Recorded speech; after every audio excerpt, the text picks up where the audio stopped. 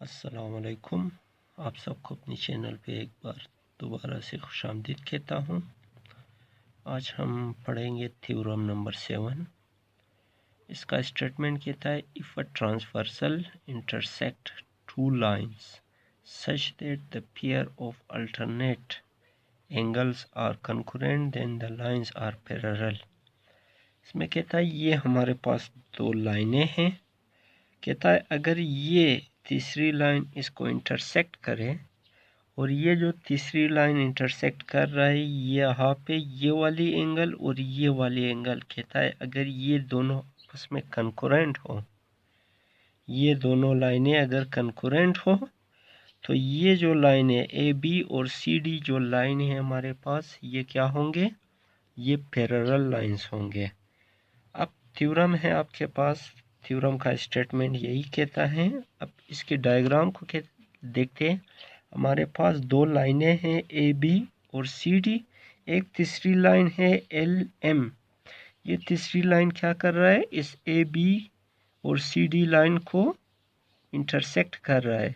जहाँ से ये इंटरसेक्ट कर रहा है उसको हमने पी का नाम दे दिया है और क्यू का नाम दे दिया है। अब बाकी यहाँ पे ये जो पॉइंट ओ मैंने डॉटेड से बनाया है, फिर इसके यहाँ से डॉटेड बनाया है, ये आगे आपको कंस्ट्रक्शन में फिर मैं समझाऊंगा। गिवन में क्या है हमारे पास, कहता है एल एम, ये जो एल एम है हमारे पास intersect A B and C D at point O and at point P and Q respectively such that angle 1 concurrent होगा एंगल 2 से। किस तरह, अभी मैंने बता दिया कि ये जो हमारे पास लाइन ए बी और सी डी है, इनको एक और लाइन एल एम कट कर रहा है किस पॉइंट पर, पी पर और क्यू पर। किस तरह कट कर रहा है कि ये जो पॉइंट पी और क्यू बन रहा है यहाँ पे, ये जो एंगल 1 है और एंगल 2 है, कह रहा है कि ये आपस में क्या होनी चाहिए, कंकरेंट होनी चाहिए। ये थ्योरम के स्टेटमेंट में भी गिवन था।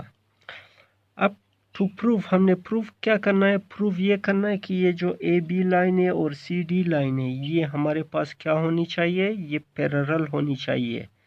ये जो निशान है ये किस चीज़ की है, पैरेलल की है। इसी तरह कंस्ट्रक्शन पे भी आते हैं। कंस्ट्रक्शन क्या कहता है, कंस्ट्रक्शन कहता है कि suppose that A B not parallel to C D है। हम सपोज कर रहे हैं कि ये जो ए बी और सी डी लाइन है ये दोनों आपस में पैरेलल नहीं है। अच्छा, अगर पैरेलल नहीं है तो फिर then the lines will intersect each other at point O. तो हम क्या कर रहे हैं, यहाँ से क्या कर रहे हैं, फर्ज कर रहे हैं कि अगर ये दोनों लाइनें पैरेलल नहीं है तो आपस में क्या होगा, ये इस तरह का एक डॉटेड लाइन मैंने दिया गया है समझाने के लिए, ताकि अगर ये पैरेलल नहीं है तो ये जाके किसी एक पॉइंट में मिल जाएगा। उस पॉइंट को हमने ओ का नाम दे दिया। अभी जब ओ का नाम दे दिया मतलब ये जब आपस में मिल गए तो हमारे पास अगर हम देखें तो एक ट्रायंगल बनेगी। कहाँ से, पी से क्यू, क्यू से ओ, तो ये आपके पास इस तरह का एक ट्रायंगल बन जाएगा। तो यहाँ पे यही लिखा हुआ and make a triangle P Q O. अच्छा, तो प्रूफ में हम दोबारा वही स्टेटमेंट और रीजंस कहता है in P Q O angle 1 जो है is exterior while angle 2 is opposite interior angle. ये जो हमारे पास यहाँ पे था एंगल 1 कह रहा है ये एक्सटीरियर होगा और एंगल 2 जो है वो अपोजिट इंटीरियर एंगल होगा। अच्छा, सबसे पहले हम कहते हैं कि ये जो एंगल 1 है ये क्या होगा, ग्रेटर होगा एंगल नंबर 2 से। हम सपोज कर रहे हैं कि एंगल 1 क्या है, एंगल 2 से ग्रेटर होगा और इसको हमने इक्वेशन इसको 1 का नाम दे दिया है। अभी ये जो चीज़ हमने लिखी हुई है ये कहाँ से, opposite interior angle of the exterior angle theorem number, पिछली थ्योरम से हमने ये चीज़ लिख दी है। बट सही है, अगर थ्योरम नंबर, अगर एंगल नंबर 1 बराबर हो एंगल नंबर 2 के, ये चीज़ हमने कहाँ से लिख लिया, गिवन से। अगर ये दोनों आपस में बराबर हो तो फिर हम क्या कहते हैं, इट इज़ नॉट पॉसिबल ये पॉसिबल क्यों नहीं है?